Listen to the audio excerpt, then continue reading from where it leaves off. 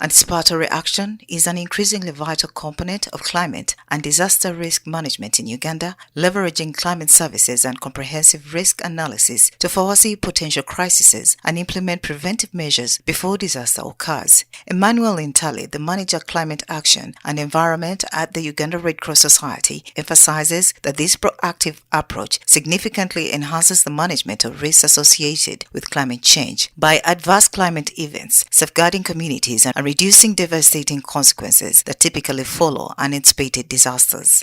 We talk about anticipatory action. We mean very basic life-saving activities that can be done at the community level before an event happens. And that's the difference between anticipatory action and the regular disaster risk reduction interventions that we do. So for anticipatory action, we mean activities like relocating temporarily. This involves a range of proactive activities designed to mitigate the impacts of climate change. These activities include the development and dissemination of early warning systems, conducting risk assessments to identify vulnerable areas, and pre-positioning energy supplies and resources. Additionally, community training programs are implemented to educate and prepare local population on how to respond to early warnings, and infrastructure is strengthened to withstand extreme weather events. These measures collectively enhance the resilience of communities, enabling them to act swiftly and effectively in the face of potential disasters. We have activities like reinforcing the riverbanks for the case of floods. We have activities like planting early maturing crops for the case of drought. We have cash and voucher assistance or cash transfers that we do if we anticipate things to happen. But the difference here is what you do between today and the next few days or months when you expect a disaster to happen. Like if you got information right now that in the coming 5 days you're going to get floods, and these are going to be the impacts. So anything you do between today and then to protect your lives and livelihood qualifies for anticipatory action. Raymond Kirungi, a disaster and risk manager in the Office of the Prime Minister, highlights the cooperative efforts undertaken with the various stakeholders to support communities through early warning systems. By coordinating with different organizations and leveraging their expertise, the government aims to provide timely and accurate information, empowers community to prepare for and respond to potential climate-related threats.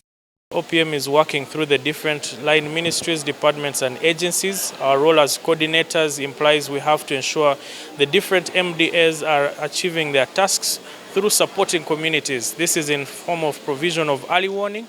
We have ensured that the different early warning systems provide information and data through what we know as the Uganda National Integrated Early Warning Systems Bulletin.